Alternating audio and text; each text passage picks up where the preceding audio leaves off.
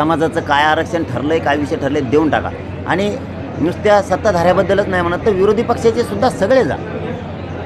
आणि ह्या उपोषणाच्या काळातच पण तुम्ही जाताना 2 वर्षांनी या उपोषणाच्या काळातच उद्याच तुम्ही तुमच्या नेत्याकडे सगळ्या पक्षाचे जाऊन बसा आणि त्यांना सांगा त्यांचं जे ठरलेल्या गोष्टी त्यांना त्या द्या.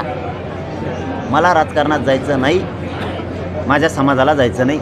माझं ध्येय आणि माझ्या समाजाचं ध्येय आरक्षण ते आम्हाला द्या, तिकडं भांडा. पण जर नाही दिलं तर त्याच्यानंतर माझ्या नावानं भाजप शिवसेना कोण कोण आहेत त्याच्या आमदारांनी बोंबलायचं नाही की असं का करताय. मग तुम्हाला आता संधी दिली आणि विनंती करून सांगतो चला सगळ्या आमदारांना की तुम्ही जा आणि तुमच्या नेत्यापुढं सरकारपुढं विषय मांडा आणि त्यांना सांगा हे विषय आजच्या आज मार्गी काढा.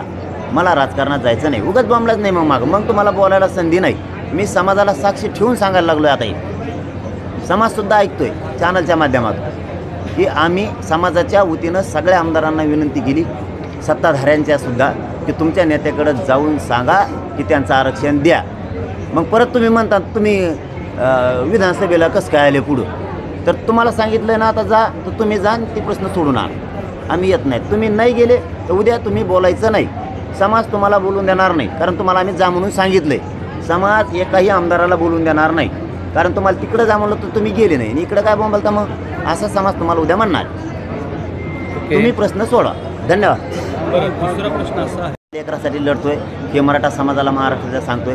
एक मेला तरी चालत, पण लाखो करोडो लेकरं मराठ्यांचे सुखी झाले पाहिजेत हे स्वप्न घेऊन मी इथं जीवाची बाजी लावून बसलो आहे. मी कोणताही अतिरेक करत नाही आहे, परंतु नाविलाजी मी एवढ्या वेळेसच माझ्या समाजाचा शब्द ऐकत नाही आहे. समाजाचं म्हणणं आहे मी उपोषण करू नये, परंतु मला नाविलाजी मी आपल्याच समाजाचे लेकरं मोठे व्हावेत म्हणून आमरण उपोषणाला बसतो. तुम्ही खूप आजारी पडले होते, अगदी तुमची किडनीसुद्धा गायब झाली होती, तुम्हीच सांगत होते आम्हाला. त्यांचे डॉक्टर म्हणत होते कुंकड मी करायची, सगळे कामं करायचे आणि मग इकडे यायचं. मी आहे ना इकडं. आता मराठी एक आहेत का नाहीत हे उभ्या जगानं बघितल्या.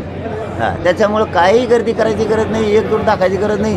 सगळ्याला आधी वाटत होतं मराठ्यांचं एकजुटीचं किंवा सभेचं रूपांतर मतात होणार नाही, ते झालं. त्याच्यामुळे ते झालेलं आहे. त्यामुळे इकडं आलेलेच गर्दी एकजुटी असं थोडंच आहे. काही गरज नाही. कामं सोडून येऊ नका. मी एकटा पठ्ठ्या तुमचा मुलगा म्हणून इथं लढायला तयार आहे. तुम्ही एक आवाहन केलं होतं की कोणाच्या उमेदवाराला तुम्ही काही पाठिंबाही दिला नव्हता, कोणाला विरोधही केला नव्हता, तरी सुद्धा समाज एकवटला हो करोडो तुमच्या मागे निवडणुकीच्या दृष्टीनेही. मी काय वाईट केलं?